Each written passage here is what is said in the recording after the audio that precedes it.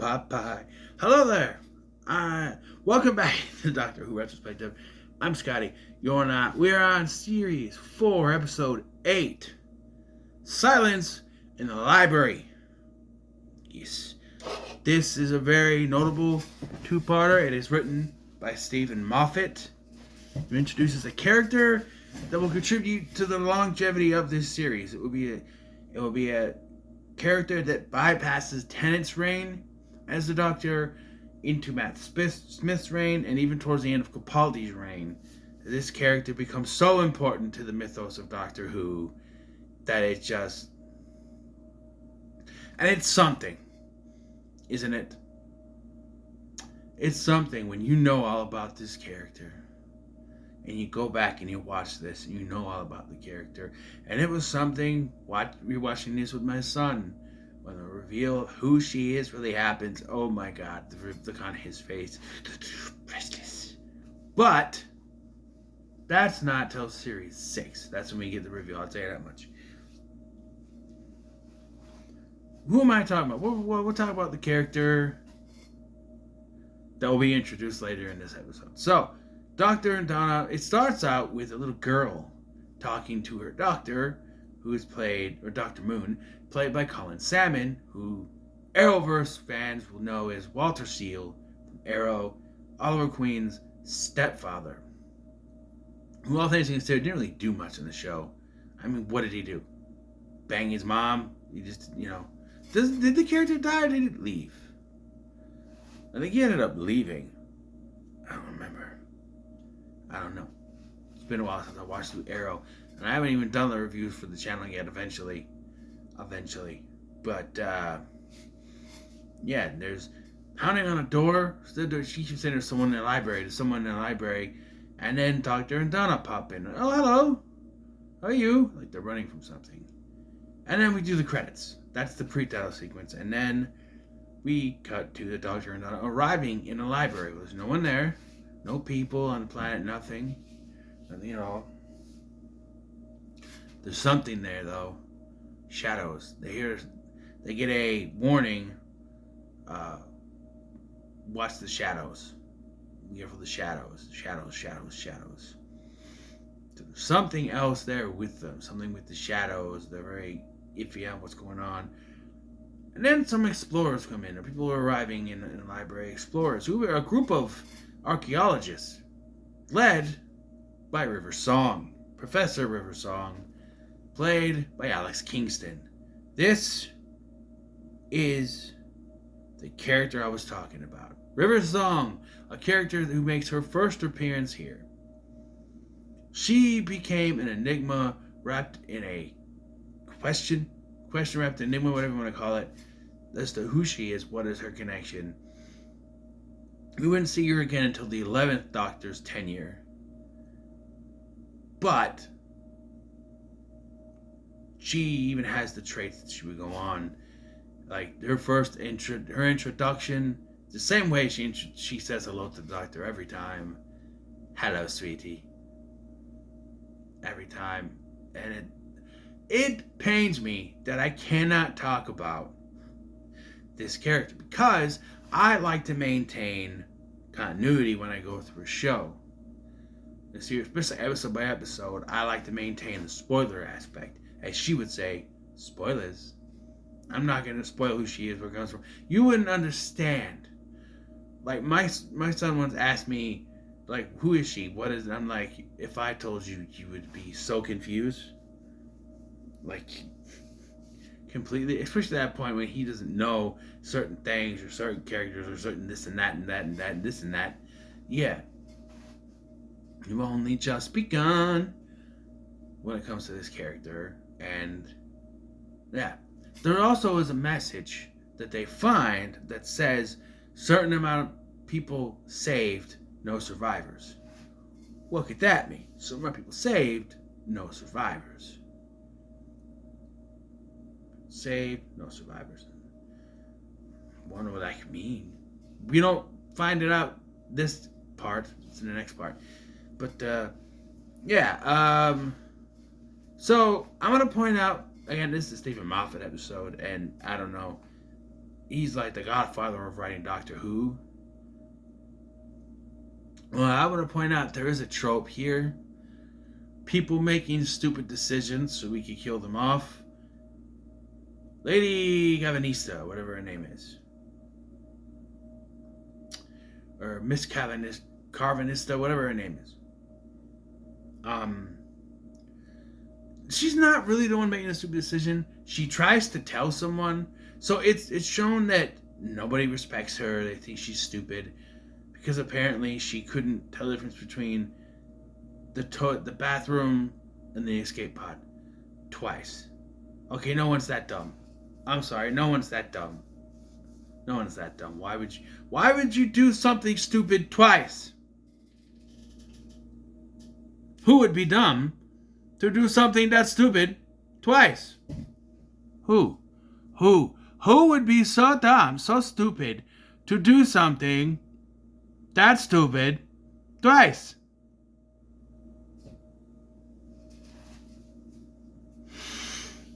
I don't know. It's not believable. I mean, that could never happen in real life. Anyway, well, we don't have escape pods, so that really couldn't happen. But so they just sort of dismiss her, and so like they show there's this little girl in her own little world, like something is going on. We don't know what yet. She makes one of the door pop open, and she tries to tell someone, and the guy in charge just dismisses her completely. She's like, guys, and he's like, yeah, in a moment, and this just ignores her. So we have to have her do stupid, like, check out what it is, and she ends up dead. Yeah. Yep. And then we see that these shadow creatures can just, like, hop into the shadows that we cast, which is kind of cheating. I guess they have to write it this way so more people die, but again, it's one of those things. Oh, they do this because I said so type situation. Like, you could write other things. It's like Jenny has to get shot so she doesn't travel with the doctor. You could have wrote another way for her to stay. Like, oh, she wants to go traveling, but she wants to stay behind and help see this civilization. I don't know. Or I just thought of this. What if she sees that Cobb is going to shoot the doctor and she shoots him first? The doctor is enraged by this and says, you have to stay now. You cannot kill with me, no. I know that's not a good way to do it, but I don't know, it's better than killing her off for no reason. Anyway, back to this. Yeah, so he demonstrates how lethal they are by throwing a chicken wing in there and only the bone is left. It's in the shadows. He also tries to claim that these Vashnanaradas, these creatures, are on Earth in shadows, but they feed on roadkill so they don't come after us. Okay. I got shadows here. I'm in the shadows. Wait. Is there an extra shadow? No. I don't know. I don't know. It's just kind of stupid. It's designed to make the audience go, I wonder. But no.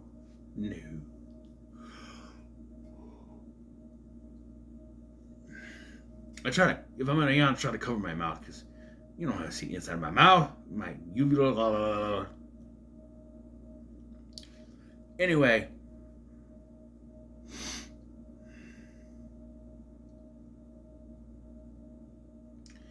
Yeah. So the Vashnarada takes another one of the archaeologist members, which gives us the catchphrase of the episode that people quote. Hey, who turned out the lights? Hey, who turned out the lights? Because what happens is there's like a ghost, an echo in the communicating device, and it just kind of repeats your last words. And so, hey, who turned out the lights? That's what it's repeating. Yeah. There's also this side stuff going on with this little girl who's trying to stop the doctor from doing stuff for some reason. We don't really know yet why. We find out in the next part, but yeah. Um, so the Doctor wants to protect Donna, so he teleports her to the TARDIS. Only, that's not what happens. Nope. We hear the little girl say, Donna Noble has been saved. And so then, but before we get to that, actually, let's talk about River Song a little bit. What I can tell you. She knows the Doctor. She has a whole journal that's blue like the TARDIS. And she's kind of going through, what happened yet? The crash of the Byzantium. Out of the things that she mentioned, that's the only thing that we see on screen. There's a bunch of stuff that happens off screen, but the crash of the Byzantium is actually an event from Series 5. So just remember that. It happened yet? No. Another thing I have to question is that she later says that she knows, at one point, she claims to know all of the incarnations up to the 11th Doctor. Through the 11th Doctor, excuse me. So wouldn't she know that this is before she met him? Like, everything that happens with the 11th Doctor would dictate that she would know that she doesn't meet him. I don't know. And especially some things that are implied. I don't know. But I don't know. I mean, especially where like they go backwards for their timeline. Like they're meeting at different points in time, never at the right one. Like for instance, this is his first time meeting her, and later we'll see the first time she meets him. So it's kind of backwards, wibbly wobbly, timey wimey stuff. So yeah. But yeah, so Donna Noble has been saved. He keeps asking, who are you? Who are you? But like Donna Noble has been saved, and then they ask, Donna Noble, where is she?